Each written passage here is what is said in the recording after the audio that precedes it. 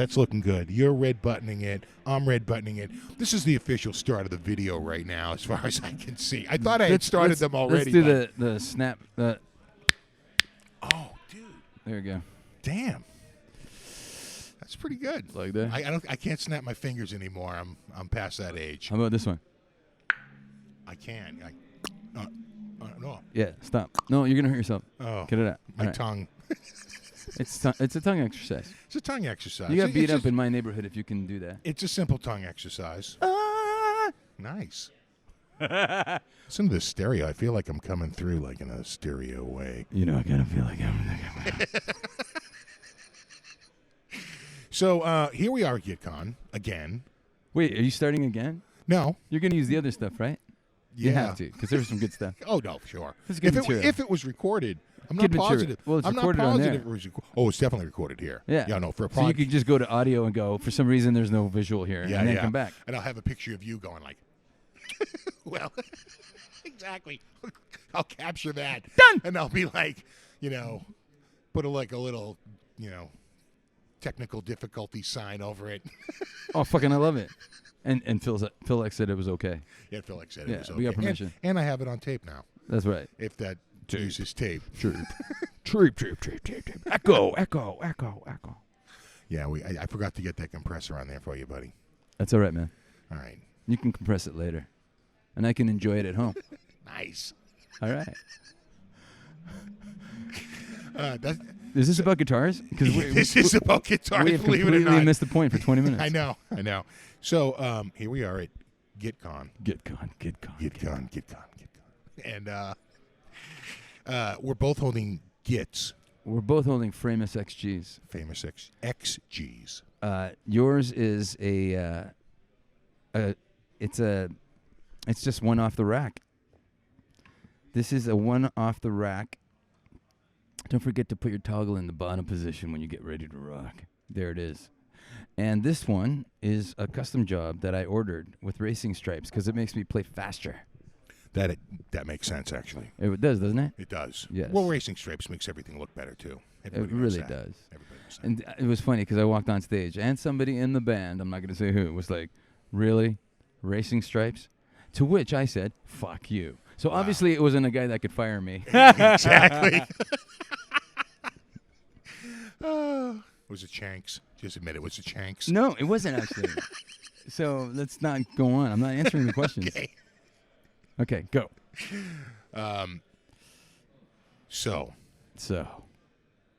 what's your top 3 vices? Coffee. Whoa.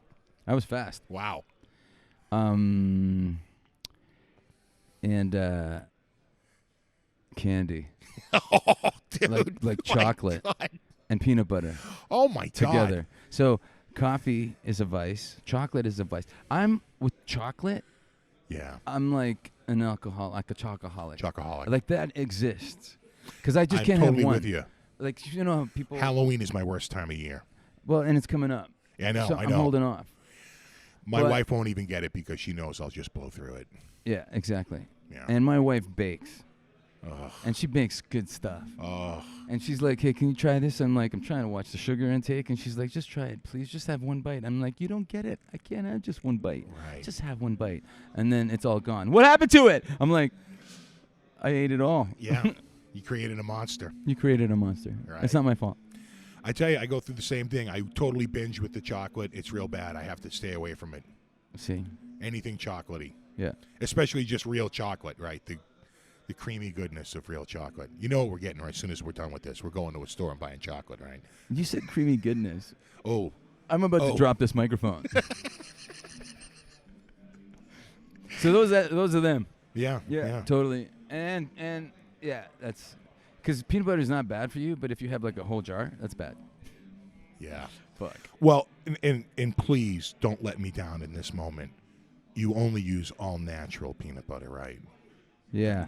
I mean, you're not going to use anything with partially hydrogenated vegetable oil. I don't use that. That's bad for you. Yeah. And I use the all natural by Jif, so it doesn't have the oily top. Okay. Yeah, it's all mixed in. It's all mixed in. Yeah, right. yeah. All right. Because the oily top drives me crazy. Do you pour it out and then it's dry in a couple of days, or do you stir it up and get it all over the kitchen's counter? And then it's all greasy and then slimy and slippery. I can talk to you about that. They actually make a device that screws on the top and stirs the whole jar for you. Then you take it off and put the jar lid back on again. Okay, that's a off-camera conversation. That's a breakthrough in peanut butter stirring. We need to Well, that's for my peanut butter channel. For Peanut Con. Exactly, that's for Peanut Con. Okay. Or Allergy Con, depending on your. Oh yeah. Wow.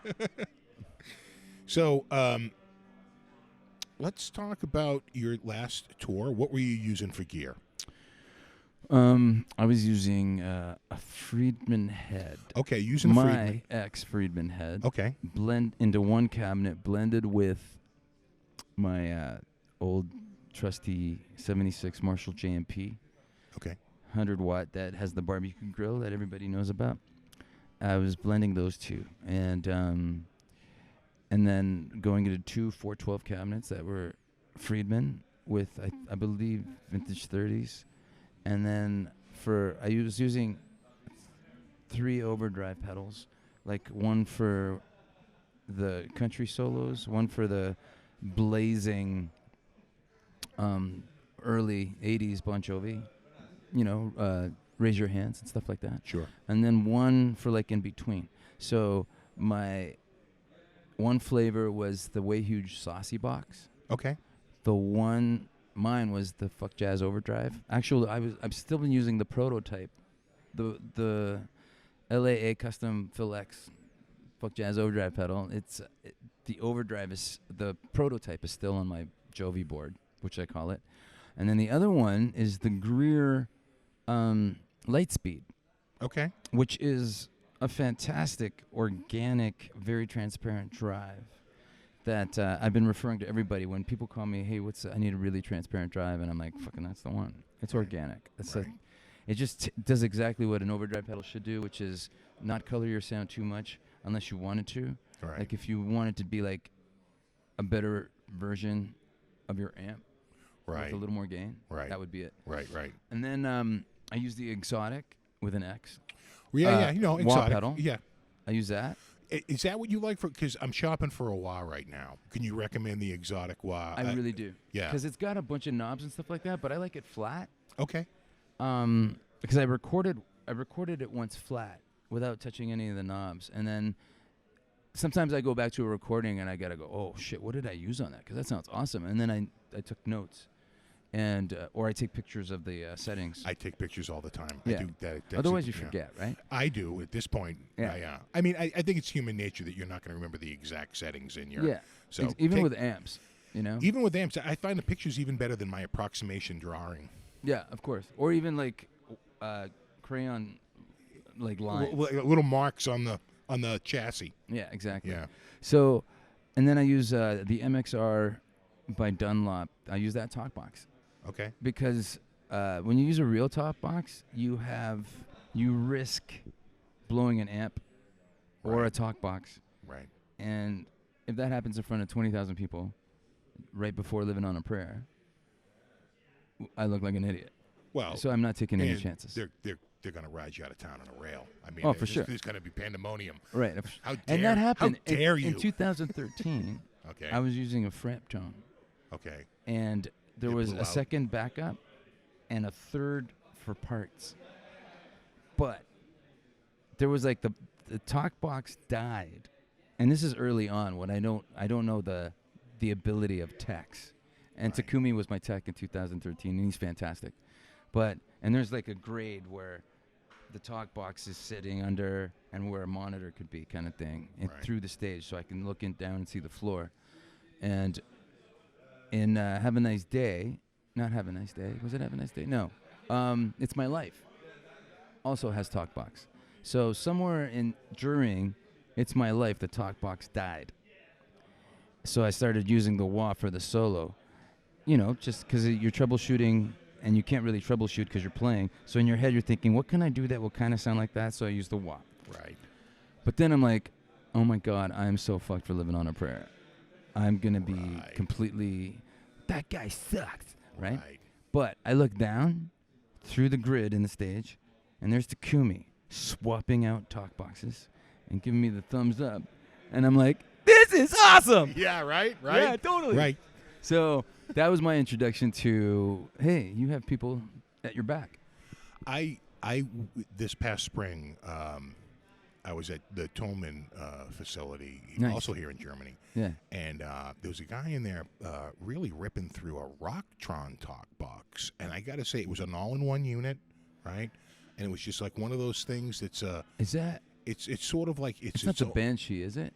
It could be. Or somebody makes the Banshee. But it's Rocktron was the brand. That's what I remember. Yeah. And damn, that sounded good. And he said what you said, that he goes, they're a lot more stable than the old actual ones. Yeah. He said those would blow out. Yeah. He goes, the original ones were like a plunger with a plastic line off of it, yeah. On a pig nose amp. And he goes, and that was sort of like your original talk box, got refined over the years. Yeah. He said, but these all-in-ones, he goes, they're just so stable, and they sound very, he goes, and I can tweak it a little bit. They have a few EQ knobs on it. You can tweak the sound a little bit.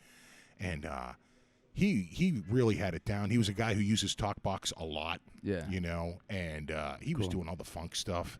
And, nice. It's just one of those things where, Talkbox is something that you have to use because it's required on songs for your gig.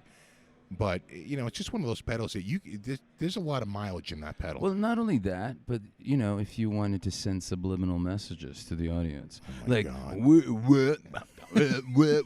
then when you get to somewhere else, you're like, buy a T-shirt, get the new CD, that kind of thing, right? Right. So, and everybody's like, I have to buy a T-shirt. Yeah. But I'm going to continue with my pedal board so I don't leave anybody out. Oh, yeah. Okay. There was the H9. Okay. Eventide, which has amazing stuff that I use. There's a delay that I use in there, and sometimes a wobbly thing. Okay. And then, oddly enough, I went through a lot of chorus pedals to find the Digitech Hardwire, which is the inexpensive line. Right. That I couldn't beat it. People would give me a chorus pedal and be like, a boutique pedal or something else, and I'd plug into that, and I'd A/B it, and it just had something to it. It had this chime that was missing from other pedals, but it also had, I liked the settings that I just developed on it that I got used to, and maybe that's the problem. I got used to it, so anything else didn't come close to it. Right. It's like, that kind of thing where you like the sound, and then when you hear anything else, you're like, well, it's not bad, but it's underwhelming. Right? Underwhelming. Yeah. So I think that's all I got. But yeah, and then obviously use a radial Twin City splitter to go to the two different amps. Right. So do you use in-ear monitors? Yes, which sucks. But you know what's funny about that? I was going to ask you about that because I hate it. Some people hate it. And I'd love your thoughts on that because some people like the old school just straight up monitor, but no one wants to use that anymore. Everyone uses in-ears now. Well, I don't have a choice really. Right. Because you can't have one guy on stage with blaring a monitor. It's not. Right. It doesn't work. So my cabinets, I'm used to standing in front of an amp and feeling the air. The speakers blow my pant leg. Right. And if I want to hear more, I step closer to it. If I want to hear less, I step away from it. Sure. Right? I'm used to that. So, and then blending with my voice and sound volume, and you can hear the audience. So what happens with in-ears is you can't hear the audience as much, which kind of lets you down. And then I go to hear the note at the end of a solo, and I want to hear that note last a little bit, but you can't because your cabinet's in an ISO box under the stage. Right. So, but I figured this out in the last 10 shows this year, where if I stood in the right spot, I kind of got a little bit of sustain through the stage and through the lid of the ISO box into the cabinet. It was like, how is this happening? Wow. But it did, and now I'm going to remember. Is that because you just have it so fucking cranked? It's just so loud down there that it can leak up a little bit? I can't explain it. I'm just happy about it. Right. So I'm going to mark the spot. I'm going to put, hey, let's put it next over here at Soundcheck. I'll go, I found the spot. It's right here. Put some tape down. Yeah. That kind of thing. Yeah. Wow. Yeah. It sounded great. I saw you recently. I saw you in the spring at the Boston Garden. And I didn't have seats in the front of the house. I was in the, up behind the stage, and it sounded fantastic. The GuitCon special, right? the GuitCon special. The GuitCon special. And I tell you what, it was amazing. It sounded really good, even back there. So I can imagine in the front of the house, it sounded even better. Well, maybe it did, maybe it didn't. You never know, right? I suppose. Like, it sounds different everywhere you walk. And I want to mention, because people are like, wow, these guys seem like cool bros, and he didn't even get him in the concert for free. And I have to explain that I'm not a dick. It's a no-comp tour. Like, I go to Toronto, and I pull out my credit card and buy my mom's tickets. Right. Because there's no freebies. Like, and how that works, so just so people know, is there's a promoter that comes in and buys every seat in every house on the whole tour. Right. So they own those seats. Right. So you can't, at one point, call the promoter and go, hey, can we get a few back for Phil's mom? Right. No, you can't. I think that started with the Rolling Stones in '89. They were the first band to basically sell the whole tour out. And it started that whole thing. I think they get some free tickets. I'm sure they do. But they were the first band to just sort of do that. They sell to a promoter all the seats and that, right, for the whole tour. And I think it was Sharon, who said no comps, no freebies to anyone. Yeah. And I think that started a whole run of we don't have to give tickets away. There's a funny little anecdote about that. I just want to mention that you said anecdote. Thank you. Continue, sir. The seats were, like I said, behind the stage, so they were very inexpensive. Yeah. And, it was one of those things where, like, seats as low as $15. And I was like, well, that's pretty cheap. I'll take one of those $15 tickets. Right. Why not? And it was $39 because it was more than the face value of the ticket and fees. Yeah, which is amazing. I was like, what? And then, hey, by the way, when you come here with that ticket that you got, your pass will be at will call. Because I can do passes. I just can't do tickets. Right. And then you come in, and after Soundcheck, and I show you my guitars and the rig. And like I said, go on the stage, man. Go check it out. Oh, I know. No, that was amazing. And of course, you got to go up there and take a photo. You're up there all the time, so it's nothing to you. But for me, it's like once in a lifetime. But for me, it's like a gift. Right. Here you go, Steve. Have fun. You know what I mean? Yeah. It was amazing. And, of course, I can take a pic up there and throw it on social media and be, a rock star for one fleeting moment. Fleeting! Greta Van Fleeting. And, it was awesome. It was awesome. And like I said, you guys sounded so great. I hadn't been to a big show like that. Most of the shows I had been to were in, like, the House of Blues or in, like, the Orpheum Theater. I hadn't been to a large show like that in a number of years. Right. And, man, last show I saw there was Barry Gibb. And like in the 70s? No, it was actually pretty recent. And he sounded amazing. Yeah. I got to say, man. That's awesome. It was a pretty emotional night. A lot of people crying in the audience. I know, because he's the only one left. Yeah. He was singing the songs. They were taking all these old photos of them when they were kids in the background. That's a tearjerker. It really was. It was an amazing show. And I want to go to a rock concert to cry. Yeah, exactly. It kind of was, though. Yeah, for sure. Yeah. So, let's maybe delve into some more riffs here. I want to. And I mean, we have these guitars. I want to give you something special. Okay. Yeah, I want to. Is it legal in Germany? I think so. Okay. Because everything is. Right. But I feel like when I used to do the Fred and Americana videos, and it's been so long, I try to explain to young players how dynamic you can be without pedals and just guitars and just your hands. Okay. Right? Yeah. And I still feel a lot have missed the point. So I just wanted to show a couple of things that I literally came up with in the last year. Because everybody knows, I know, I wish I could talk and play at the same time, but everybody knows where you pick is important. Right. Like, I'll show you the bright and the dark. Like, okay. Here we go. Wow.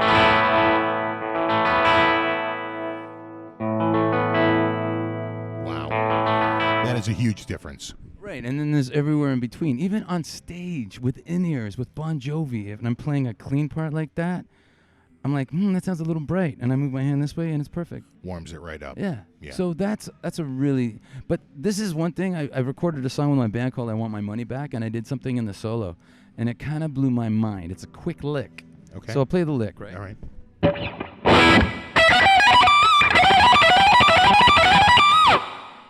Beautiful. Okay, and then I thought, beautiful.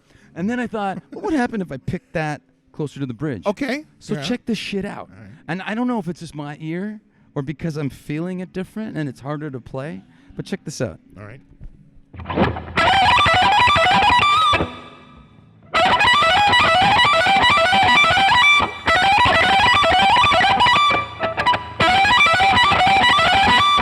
Okay, I'm hearing a lot less pick scrape. You know what I'm saying? It's cleaner. But it also has a little more chime to it. It does. No, absolutely. It's almost like if I could move gradually, it'd almost be like a phase, but not as drastic. Right. Right? Yeah. And then, so there was that. And then the other thing was, I recorded a solo on another song I just wrote, and this was like a couple of weeks ago. Okay. And I don't use my fingers, but I love the idea of plucking, like Jeff Beck, sort of, that kind of thing. Yeah, sure. But I wanted something to sound dramatic. So the solo was kind of a bluesy kind of thing. It went like this.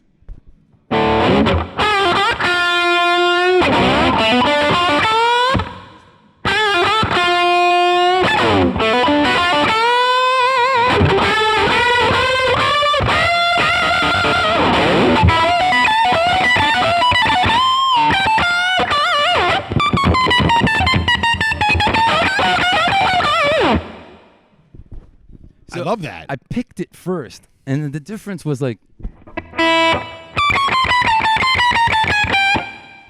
which doesn't sound as special. Right. But I make it so staccato, and when you really play it tight to the track, it has that dramaticness to it. Right. Dramaticness. I mean, drama. Yes. And you're hearing the heel hit the pickup and stuff like that, so it adds a character. You know what I mean? Yeah. And the last lick that I didn't get quite, it's because of I'll play this lick too, and I'll tell you a little story about this one. Okay.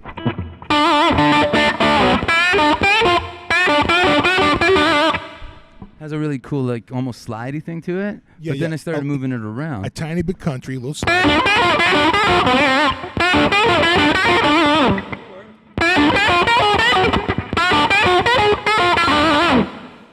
That kind of stuff. So Yeah. And the story about that was, I forget what I was doing. I'm playing really shit right now because I never play sitting down. Everybody's like, I play really shit standing up because I always sit down. I'm like, it's the opposite for me. Right. Anyways, I got to jam with Billy Gibbons. Oh, right. You were saying that couple of last weeks night. ago. Yeah. And I did a lick like that in LaGrange. And he literally, like, it's not a flashy lick, but it's when you're listening to people play all night and you hear something like that, he was like, ho-ho, like one of those, and I'm like, I got a ho-ho from Billy Gibbons. Yeah. It was pretty cool. Yeah. Because I'm sure he's seen everybody, and he jams with everybody, and, it's one of those things where we all think like we've heard it all, but once in a while, something sneaks in that you've never heard before, and it makes you go, wow. And, and like, I still get blown away. Sometimes you go see, like, Steve Lukather at the Baked Potato in North Hollywood. Yeah. And you're sitting 8 feet away because it's a tiny place, and you go home and practice. Oh, but God, he just delivered some stuff that was like, holy shit, I gotta go work. Oh, I saw him give a quote-unquote blues lesson one time, and it was like, oh, come on, dude. I mean, it was like, he's like, yeah, sometimes I'll do a little chromatic, and sometimes I'll just do like this, and of course you can just lead in like this, and he makes it sound so easy, and of course he makes it look so easy. Yeah. But it's like his note choice and like his. Oh, exactly. Oh my God. Exactly. Right? So good. We have a saying. It applies to both Larry Carlton and to Lukather, and it's like they've never played a wrong note in their life. It's it's truly that majestic. And you know who else was like that? Who? And R.I.P. Stevie Ray Vaughan. I watched a video of him playing at the El Macambo in Toronto, which is weird because I'm from Toronto. Sure. So I probably missed that show when I was a young kid. But I was like, what? Yeah. Like, not a bad note. Yeah. And it's not like he's playing stuff that he's practiced. I don't look at a guy like that practices. Like, everything comes from the heart and the hands. And he just delivers. And you're like, not a bad note. And an hour and a half. I'm completely blown away by that. I tell you, I had never I knew Stevie Ray Vaughan, right? First of all, he was David Bowie's guitar player, but then he breaks out on his own, right? I remember when he was with Bowie. I mean, that's when I first heard about Stevie Ray Vaughan, was with Bowie. Yeah. And then he's out of Bowie, he's off on his own, and I'm like, cool, he's a blues guy, it's a blues thing, but it's in the middle of the 80s, and I'm all about shred, and I don't want to hear it. Then a buddy of mine says, hey, there's a guy down in New York named Howard Stern, and he has a lot of these people on. He's a funny guy. You should listen to him, but it's hard to tune him in. They run the show at night. Go wait until it gets at nighttime and see if you can tune it in on this crappy FM station. Oh, my God. So I tune it in, and who does he have on that one night? Stevie Ray Vaughan. Wow. Okay, so Stevie's on there, and it's like, he's talking, he's one of those Southern guys real quick, and I guess he wouldn't sing. And Stern was pretty pissed. He was like, oh, so you're coming on here, you won't sing. And I don't know if Stevie was like, listen, I didn't contract to come on here and sing my songs for you. Could have been one of those things. But he's like, no, but I'll play guitar. He was, all right, well, let's hear you play guitar. And, oh, my God. I had that. I did a 180 on that dude. Before, I was like, oh, he's a blues guy. After that night, I was like, that guy is a master, an absolute master. He was ripping through. Oh, my God. I was like, damn, this is way beyond. He was so fast, and his riffs were so clean and just so perfect. And I was like, oh my. I remember the next day I went into work. I said, I heard Stevie Ray Vaughan last night. Blown away. And they were like, oh yeah. And I'm like, I didn't get it. Yeah. I was not, really all that into him. Well, and the funny thing is that, and labels don't appreciate the fan thing. They don't appreciate what would the fans want to hear right now. No, this Cold Shot song, let's lead with that, because it sounds more like not a pop song, but it might draw right. It's a wider audience. It's a wider audience. They made a funny video, they put it out, and you're like, oh, it exemplified his rake and the that kind of thing, which is really amazing. Yeah. But they didn't really hone in on his ability. Yeah, they always seem to focus on the simplest songs for the masses. But at least they put out a video, I think, for "Couldn't Stand the Weather," which was fucking wicked. Yeah, with all the destruction going on, right? He's like in the pouring rain or whatever. Awesome. Yeah. And you really hear his fire on that one for sure. Yeah. But that's the one artist who I company. totally regret never seeing is Stevie Ray Vaughan. I never got a chance. Well, I saw him in Toronto before I moved to L.A., so it was before actually, he was taken from us in 91 or something, right? 90, 91. I could have seen him in 89 with Beck. It was I saw that tour. Oh, God. You're killing me. Him and Beck. Yeah. And Beck didn't even have a bass player. It was a keyboard player. It was a guitar shop. Right. Yeah, it was phenomenal. That was he was touring for Guitar Shop. Yeah. Yeah. I just said that. That's really funny. It was like deja vu. It's like I said it twice. Did you really just say Guitar Shop? He was touring a Guitar Shop, and you're like, yeah, I think it was the Guitar Shop. And I'm like, wow. I think it's another senior moment for me. I'm having a lot of those lately. I got to cut down the weed. Look, the point is, fantastic. Stevie Ray Vaughan is awesome, and I feel like when he was gone, when he passed, I felt like a lot of people try to fill his shoes, and it's just impossible. Yeah. I don't care who you are or how old you are or how long you've been playing the blues. I don't care. Nothing could really take that spot. When he died, that was like a punch in the gut. I totally remember the day. Yeah. I had to go into school that day and work on some project, and I just remember meeting with those other people. You were in school? I was in school. I was on 91. tour. 91, I was in college. Holy shit, dude. Yeah. I was on the College of Touring. No, I was touring with Life is Just a Fantasy guy, Aldo Nova. Oh, yeah. Life is just a fantasy. Wait, let's wait. Can you live this fantasy life?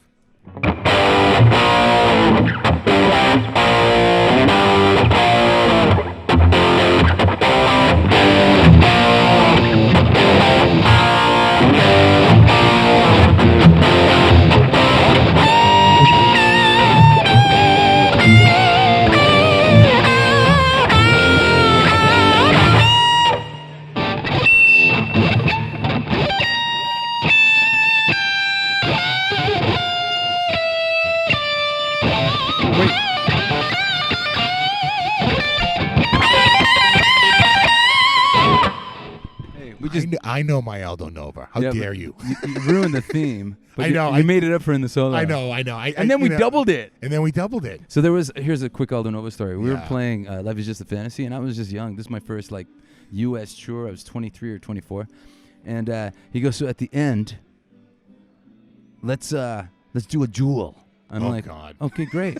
So, but he really doesn't want to duel. No, he's fantastic. Oh, okay. He's a great guitar player. Okay, all right. He's better in his hotel room though. He walks on stage and he's all blues licks, but in his hotel room he could shred. Wow, amazing. So, anyways, we kind of do this duel thing, right? And the first night that we did the duel, he came up to me, like face to face, and he starts doing a lick. And then when it was my turn, I ran across the stage. I didn't understand the duel scenario. Oh, right. So he came up to me, what the hell was that? I'm like, what? He goes, it was your turn and you ran across the stage. He goes, we're dueling. We're dueling, bro. It's dueling. It's like swords. We're dueling. Like this. You'll make sure you. Yeah, you are. And then I go, okay, I'll stay in the same place. So then we did the duel the next night, and I did this famous Phil X lick. That kind of thing, right? Yeah. And then he goes, hey, what was that lick? And I'm like, I showed it to him. And showed up on the next album. No, he tried to do it the next night, the next duel. And it was funny, because I'm going, wait.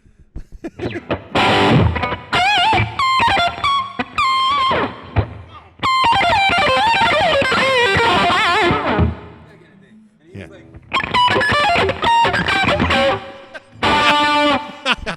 And I couldn't stop laughing. I was laughing so hard I couldn't do my next duel scenario, 8 bars or whatever the hell it is. Right. So I'm like on stage right here. I'm like, baby. Sounds good. Are we going to want to tie it up? Yeah, we'll wrap it up right now. Look at your pretty face, yeah. Come on now. All right, dudes, we're going to wrap this video up. Special thanks to Mr. Phil X for joining me on this. Thank you for breaking my GuitCon 2018 cherry. Yeah, and thank you for giving me proof of concept that my little video rig here will actually work with microphones. Let's see what happens. Yeah, let's see what happens. I'm excited. I'm optimistic. Optimistic is good. I'm excited. You're optimistic. We're using all the big words. Oh, yeah. There you go. Beautiful. All right, guys. There you have it. As always, thanks so much for hanging out. And rock on. Rock on. Rock on. Rock on.